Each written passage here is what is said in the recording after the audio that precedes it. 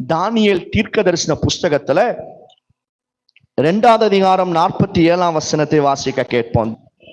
ராஜா தானியேலை நோக்கி, நீ இந்த மறைபொருளை வெளிப்படுத்தினபடினால் மெய்யாய் உங்கள் தேவனே தேவர்களுக்கு தேவனும் ராஜாக்களுக்கு ஆண்டவரும் மறைபொருள்களை வெளிப்படுத்துகிறவருமாய் இருக்கிறார் என்றான். பின்பு ராஜா தானியேலை பெரியவனாக்கி அவனுக்கு அநேகம் சிறந்த வெகுமதிகளை கொடுத்து அவனை பாபிலோன் மாகாணம் முழுதுக்கும் அதிபதியாகவும் பாபிலோனில் உள்ள சகல ஞானிகளின் மேலும் பிரதான அதிகாரியாகவும் நியமித்தான். அல்லேலூயா. இப்போ நேபுகாத் நேச்சாருங்க ஒரு ராஜா இருக்கிறார் பாருங்க. இந்த ராஜா ஒரு கனவு காண்கிறார், சொப்பனம் காண்கிறார். இந்த சொப்பனத்தை அர்த்தம் சொல்லுகிறவனுக்கு அந்த ராஜா வெகுமதிகளை கொடுத்து பரிசுகளை குறித்து அவனை உயர்த்துவார். ஆனா அந்த மாகாணத்துல அந்த தேசத்துல ஒருவனாலையும் சொல்ல முடியாது. ராஜா இன்னொரு கண்டிஷன் என்னவா, ராஜா என்ன சொல்ல மாட்டார், சொப்பனத்தை சொல்ல மாட்டார். நீ சொப்பனத்தையும் சொல்லணும், அர்த்தத்தையும் சொல்லணும், அப்பதான் நான் நம்புவேன் என்றார். அந்த சொப்பனத்தை சொல்றதுக்கும் அர்த்தத்தை சொல்றதுக்கும் பாபிலோனிய தேசங்கள யாருமே இல்லைங்க, ஒருத்தன் கூட காணோம். ஆனா பாருங்க, தானியேல் என்கிற ஒரு மனுஷனை ஆண்டவர் தெரிந்தெடுத்தார். இந்த தானியேலை போய் தானியேல் அந்த ராஜாவை சந்தித்த பிறகு இந்த தானியேல் செய்த காரியம் பாருங்க. 2வது அதிகாரம் 19ஆம் வசனத்துல, பின்பு ராக்காலத்தில் தரிசனத்திலே தானியேலுக்கு மறைப்பொருள் வெளிப்படுத்தப்பட்டது. அப்பொழுது தானியேல் பரலோகத்தின் தேவனை ஸ்தோத்தரித்தான். கவனிங்க, இந்த தானியேல் போய் ஜோம் பண்ணினாரு. ராஜா கண்ட சொப்பனத்தையும் கர்த்தர் வெளிப்படுத்திட்டாரு, அர்த்தத்தையும் வெளிப்படுத்திட்டார். அது ஒரு பெரிய ரகசியம். ஒரு பெரிய சிலை இருக்கும். அந்த சிலை பொண்ணு வெள்ளி அந்த மண்ணு இவைகளினால உண்டாக்கப்பட்டிருக்கும். அது எல்லாமே ஒவ்வொரு ராஜ்யம் கைகளினால பேர்க்கப்படாத ஒரு கல் வந்து அந்த சிலையை உடைச்சு போட்டுரும். அதுதான் கிறிஸ்து இயேசு என்கிற பெரிய வெளிப்பாட்டை பாபிலோனிய நேபுகாத்நேச்சாருக்கு கர்த்தர் கொடுக்கிறார். அதை வெளிப்படுத்துவதற்கு ஒருவனாலையும் கூடல.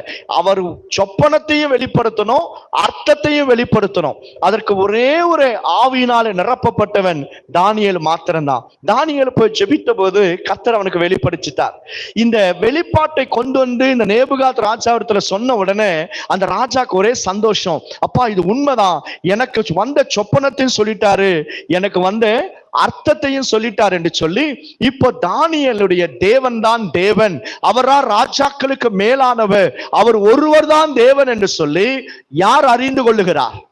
ராஜா அறிந்து கொள்ளுகிறார். கர்த்தருடைய பிள்ளைகளே, நம்மோடு கூட கர்த்தர் இருப்பாருன்னா பரிசுத்த ஆவியான நமக்கு வெளிப்பாடுகளை கொடுக்கும் போது அந்த வெளிப்பாடுகளை நீங்க சொன்னா தெய்வத்தை அறிந்து கொள்ள வேண்டும், கர்த்தரை அறியணும். கர்த்தர் எப்படிப்பட்டவர்? அவர் ரகசியங்களை அறிந்திருக்கிறவர். அவருக்கு முன்பாக ஒரு ரகசியமும் உண்டாயிராது. மறைப்பொருளை வெளிப்படுத்துகிறவர். அவருக்கு முன்பாக இருளும் அந்தகேடு அடையவே அடையாது. அவருக்கு முன்பாக இருளும் நம்மை அந்தகாரத்தில் வைக்கவே முடியாது. சகலத்தையும் அறிந்தவராம். அவருக்கு முன்பாக மறைப்பொருளே கிடையாது. அவருக்கு முன்பாக ரகசியம் நிலைத்திருக்க கூடுமோ? அவரால் எல்லாவற்றையும் சொல்ல முடியும். எதையுமே சொல்லாம அவரால் இருக்கவே முடியாது. எதையுமே சொல்லாம இருக்கவே முடியாது. நாங்க ஒரு தூத்துக்குடிக்கு அந்த பக்கத்துல ஒரு ஊர்ல மீட்டிங் நடத்திட்டு இருந்தோம். அந்த மீட்டிங்ல பாத்தீங்க அப்படின்னா 2வது நாள் நினைக்கிறேன், 2வது நாள்ல அந்த கேமரா எடுத்த ஒரு மனுஷன் வந்து கேமரா ஷூட் பண்ணிட்டே இருந்தார். நல்ல முடிவு நேரத்துல ஜனங்களுக்காக ஜெபிக்கும் போது பரிசுத்தாவினுடைய நிறைவுல நான் சொல்றேன், அந்த கேமரா ஷூட் பண்ற அந்த மனுஷனை நோக்கி, உங்க 2 கால்களும் வீக்கம் அடைஞ்சிருக்கு, நீங்க நிறைய இடத்துல போறீங்க, ஆனா ஒண்ணுமே நடக்கல, அதனாலதான் நீங்க பூட்ஸ் எல்லாம் போட்டுட்டு வந்திருக்கீங்க. அவருடைய கால் ஓப்பன்ல இல்ல, பூட்ஸ் எல்லாம் போட்டு வந்திருக்கிறார். உங்க பூட்ஸை நீங்க கலட்டி காமிச்சீங்களா, அதுல வீக்கம் தெரியும், கர்த்தர் உன்னை குணமாக்குறாருன்னு சொன்ன உடனே அந்த மனுஷன் நடுங்கி ஓடி வந்து முடிவுல சொல்றாரு, எங்க அப்பா இந்த கோயில் பூஜாரி அப்படின்னு சொல்லி காட்டுறார்.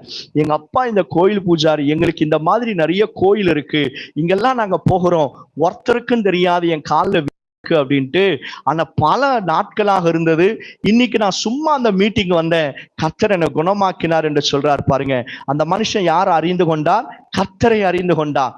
நம் மூலமாய் வருகிற இந்த வெளிப்பாடுகள் என்னை பெரியவனாக காண்பிப்பதல்ல, கர்த்தர் ஒருவரே என்பதை காண்பிக்கணும். நல்ல கையமேட்டு ஆமென் சொல்லிடுங்களேன். ஆமென், அல்லேலூயா.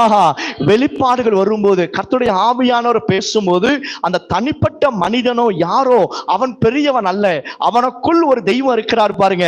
அவர்தான் கர்த்தாதி கர்த்தர், ராஜாதி ராஜன், தேவாதி தேவன், ஏக சக்கராதிபதி, வரப்போகிற மேசியா, வரப்போகிற ராஜாதி ராஜா அவர்தான். எத்தனை பேரால் ஆமென் சொல்ல முடியும்? ஆமென் சொல்லி ரெண்டு கைகளை தட்டி, கர்த்தாவே நீர் வரப்போகிற நியாயாதிபதி, ராஜாதி ராஜா, ஏக சக்கராதிபதி, ஒருவரும் சேராத ஒளியிலே வாசம் பண்ணுகிறவர் ஆண்டவரே, உமக்கே மகிமை உண்டாவதாக.